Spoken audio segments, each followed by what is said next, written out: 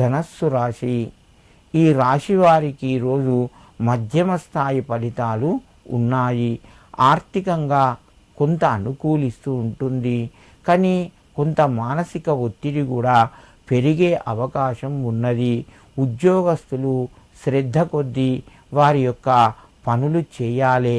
పై అధికారులతోని ఒత్తిడి ఎక్కువగా పెరుగుతూ ఉంటుంది.